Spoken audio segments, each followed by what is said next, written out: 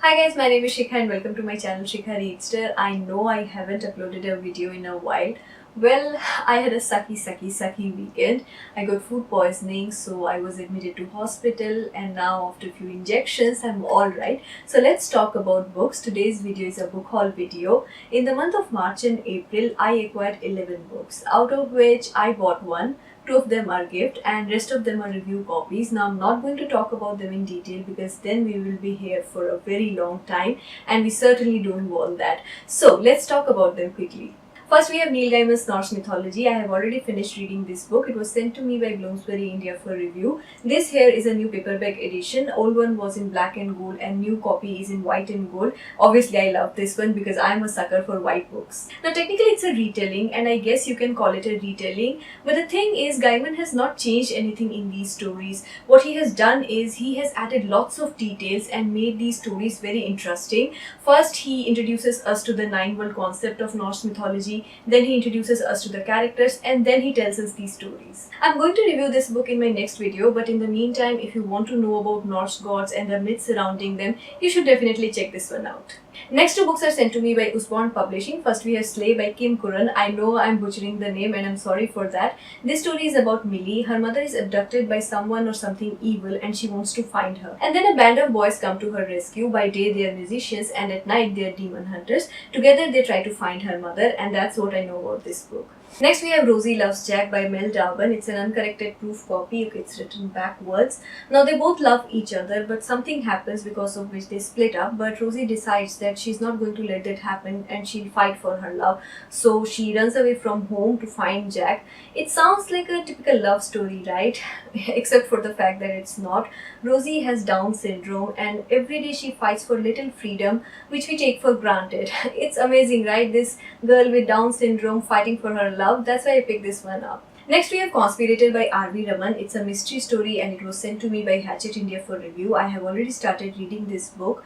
A young reporter dies in a private party and now Inspector Dhruvi Kishore is after the killer. That's the gist of the story. It's set in the world of media houses like fake news, paid news, tailored news, and this is something new. I haven't read any story which is set in the world of media. By the time I upload this video, I would have already finished this book, so let me know if you want me to do a video review on this book.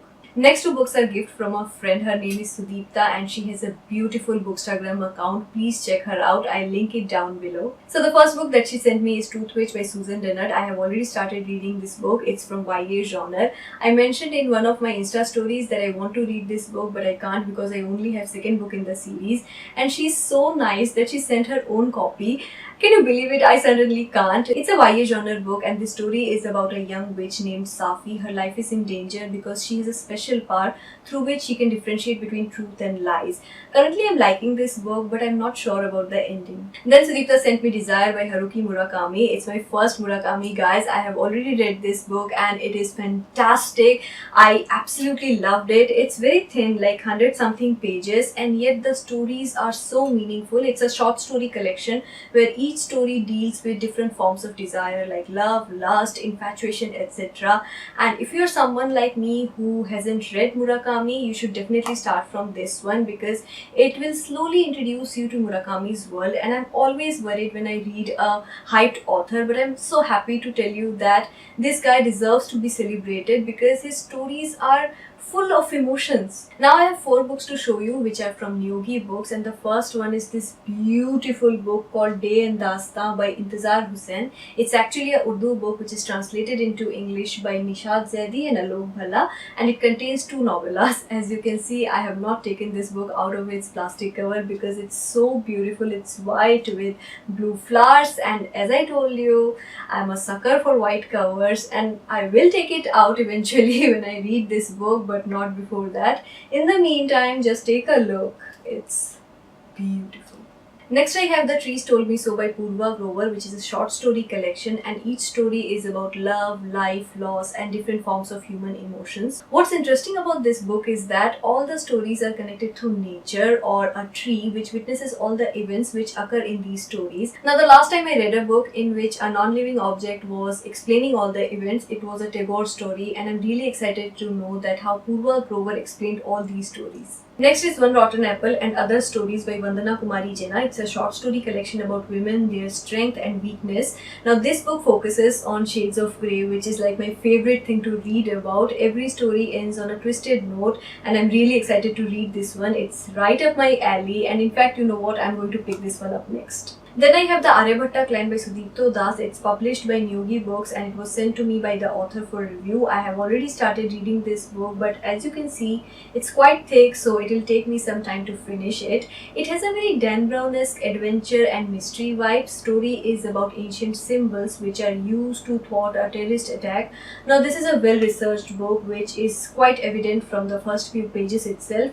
But the thing is, it is also a bit daunting because the plot line or storyline is very challenging. It's not something that I cannot handle, but it'll take me a few more days to finish it. And the last book which I bought is Little Women by Louisa May Alcott. It's a classic tale and beautiful story. I have already read it.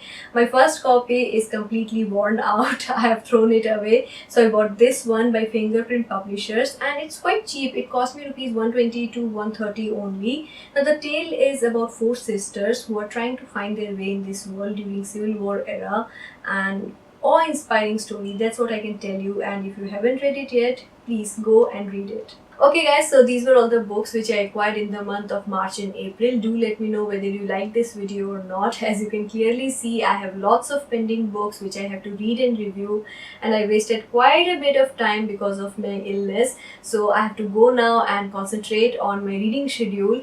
Please don't forget to like, share and subscribe. I'll see you next time. Goodbye.